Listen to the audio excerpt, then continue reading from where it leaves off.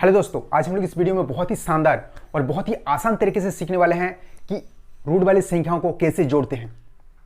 और मेरे भाई, मुझे आप सिर्फ और सिर्फ 10 मिनट दो, सीधा आपके खोपड़ी में जाएगा। और अगर आपको समझ में नहीं आया ना, तो भाई वीडियो को डिसलाइक करके जाना, ठीक है। तो चलिए अब हम लोग बिना किसी देरी के सीखते हैं। तो पहला क्वेश्चन है 5√3 प्लस 2√3 कितना हो जाएगा? 7√3। कैसे? तो चलिए इसको हम लोग बहुत ही शानदार तरीके से समझते हैं। तो यहां पर है 5√3 और यहां पर है 2√3। यहां भी √3 है और यहां भी √3 है। क्या आप बता सकते हो कि यहां पर के गो √3 है? तो भाई 5√3 इसका मतलब यहां पर 5 गो √3 है। के गो है? 5 गो √3 है। और यहां पर 2√3 इसका मतलब है यहां पर 2 गो √3 है। तो भाई 5 गो √3 और 2 गो √3 टोटल कितना हो जाएगा? 7 गो √3, ठीक है। 5 गो और 2 गो कितना होगा? 7 गो। उसी तरह 5 गो √3 और 2 गो √3 हो जाएगा 7 गो √3।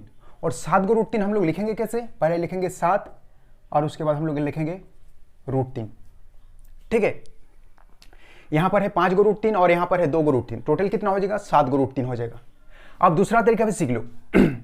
पहले तो आप रूट के बाहर वाला संख्या को जोड़ लो, ठीक है। दूसरा तरीका देखो, पहले तो आप रूट के बाहर वाले संख्या को जोड़ लो। रूट के बाहर कितना है? 5 और यहां पर है रूट के बाहर 2। तो 5 और 2 कितना हो जाएगा? 7।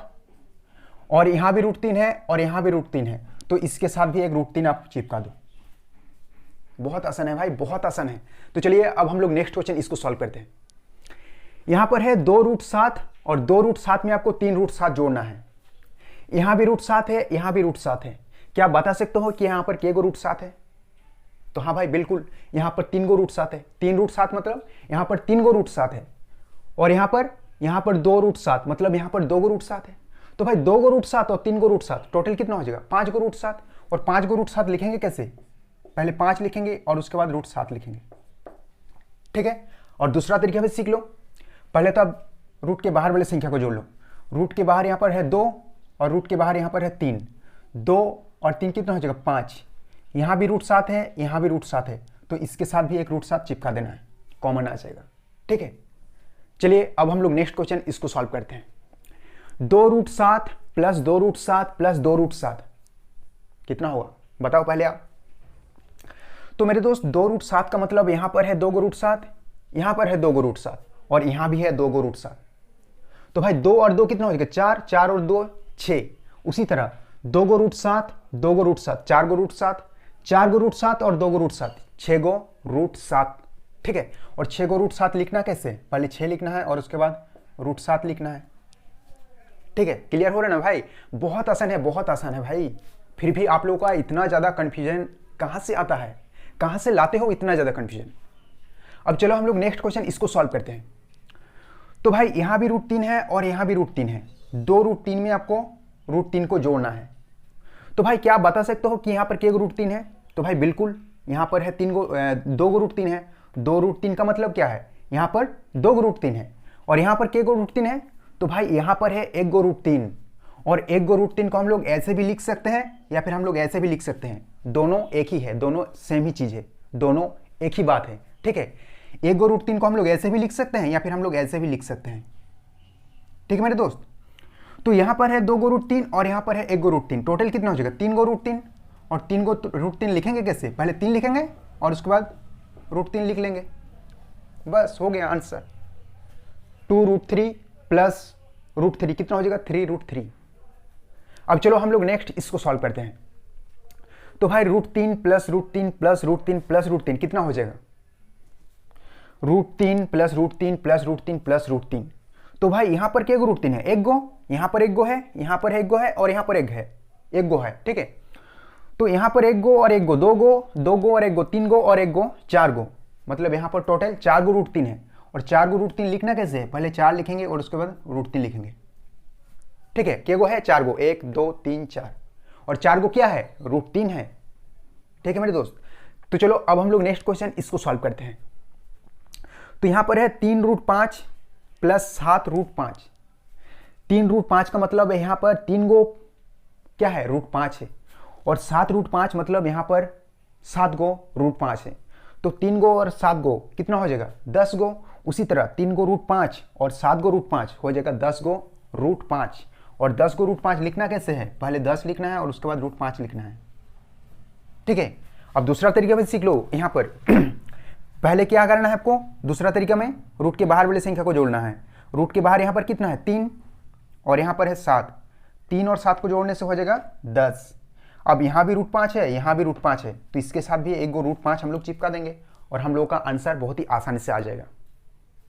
ठीक है, तो चलो अब हम लोग नेक्स्ट क्वेश्चन इसको सॉल्व करते हैं।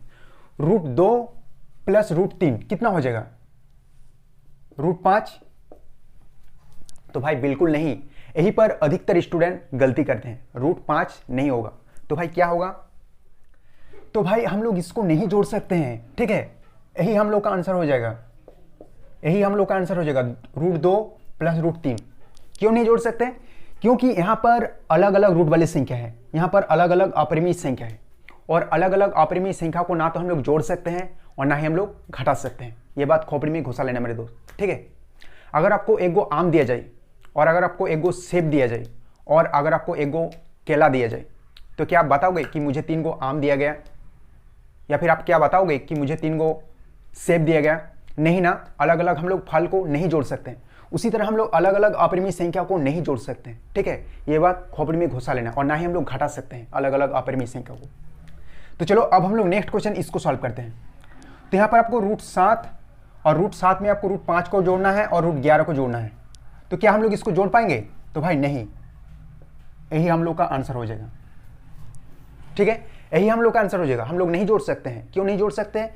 क्योंकि यहाँ पर अलग अलग अपरिमेय संख्या है, अलग अलग यहाँ पर रूट वाली संख्या है। ठीक है, लेकिन हाँ, इसको हम लोग यहाँ पर इन संख्या को हम लोग आगे पीछे कर सकते हैं। जैसे हम लोग यहाँ पर √11 को आगे कर सकते हैं, ठीक है, और √7 को हम लोग मिडिल में कर सकते हैं, और यहाँ पर √5 को हम लोग पीछे कर सकते हैं। तो यहाँ पर हम लोग अपरिमेय संख्या को हम लोग आगे पीछे कर सकते हैं। ठीक है, लेकिन हम लोग इसको और हम लोग नहीं जोड़ सकते।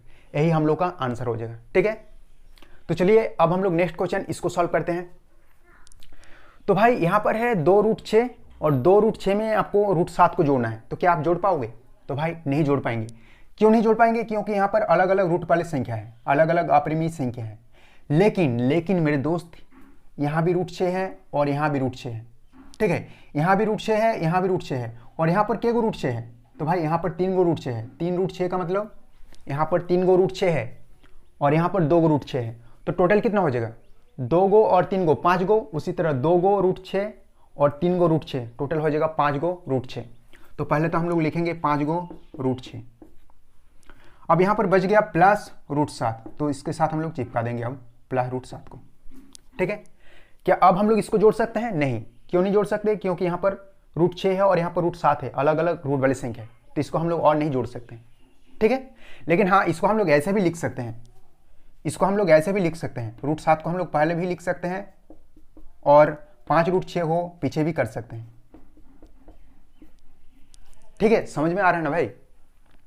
तो चलो अब हम लोग लास्ट क्वेश्चन इसको सॉल्व करते हैं। तो यहाँ पर है √4 + √9।